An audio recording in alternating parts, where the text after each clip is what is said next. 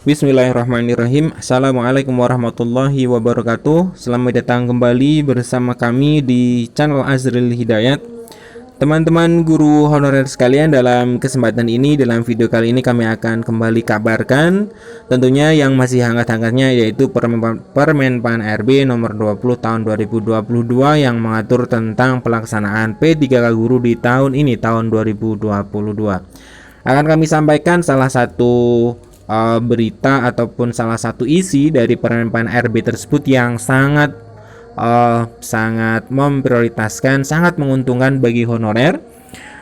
Bukan hanya bagi guru honorer yang sudah lolos passing grade, tetapi ternyata Permenpan RB ini juga sangat menguntungkan bagi guru honorer yang sudah mengabdi selama 3 tahun.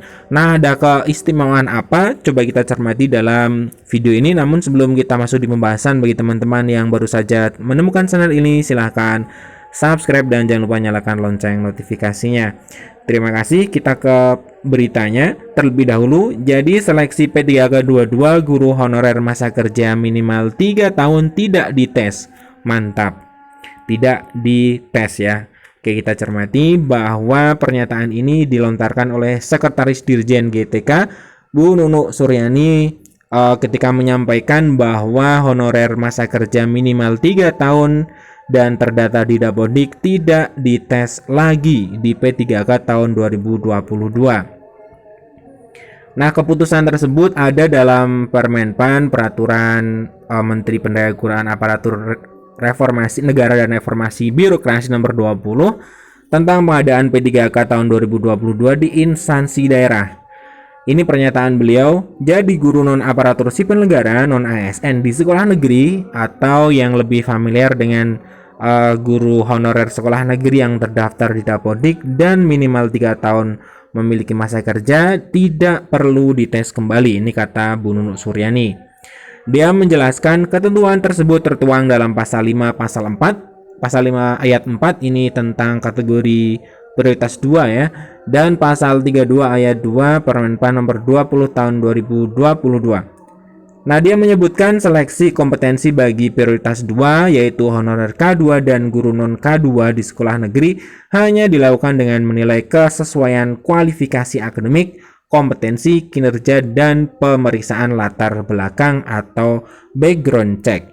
Langkah tersebut menurut Bu Nunuk sebagai penghargaan terhadap guru honorer K2 maupun non K2 yang memiliki pengabdian minimal 3 tahun.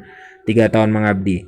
Nah, Bu Nunuk ya meminta kepada guru honorer negeri untuk memahami benar-benar isi Permenpan 2022 karena regulasi ini sebagai bentuk keberpihakan pemerintah kepada guru honorer.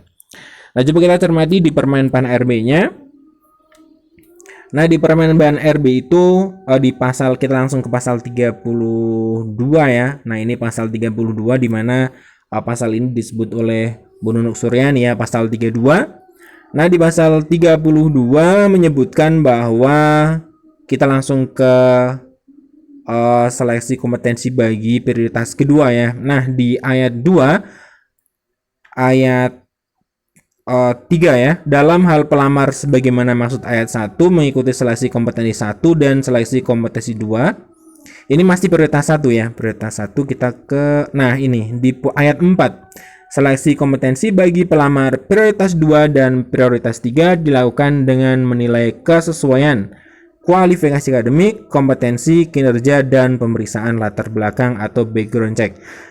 Jadi untuk pelamar prioritas 2 dan 3, 2 itu honorer K2 dan 3 adalah non ASN yang sudah mengabdi 3 tahun. Hanya dengan menilai kesesuaian kesesuaian kualifikasi akademik, kompetensi, kinerja, dan pemeriksaan latar belakang atau background. Nah, kemudian penilaian tersebut yang dimaksud dalam ayat 4 ditetapkan oleh menteri yang menyelenggarakan urusan pemerintah di bidang pendidikan, kebudayaan, ilmu pengetahuan, dan teknologi setelah mendapatkan persetujuan dari menteri. Mungkin yang dimasukkan di sini adalah Kemenpan RB ya. Maksud kami Kemendikbudristek ya, karena menteri yang menyelenggarakan usulan pemerintahan di bidang pendidikan, kebudayaan, ilmu pengetahuan ya. Nah, jadi dilihat dari pasal ini ya, ayat pasal 34 ayat pasal 32 maksud kami ayat yang keempat jelas dikatakan Seleksinya hanya untuk pelamar prioritas 2 dan 3 menilai kesesuaian saja. Bagaimana kualifikasi akademiknya, sesuai tidak, kompetensinya seperti apa, kinerja, dan pemeriksaan latar belakang. Nah, ini cukup menggembirakan bagi kita guru-guru honorer ya, yang tentunya non-ASN dan yang belum mencapai passing grade. Akan ada sebuah seleksi yang sangat menguntungkan bagi guru honorer non-ASN yang sudah mengabdi selama 3 tahun. Terima kasih, sekian informasi dari kami. Assalamualaikum warahmatullahi wabarakatuh.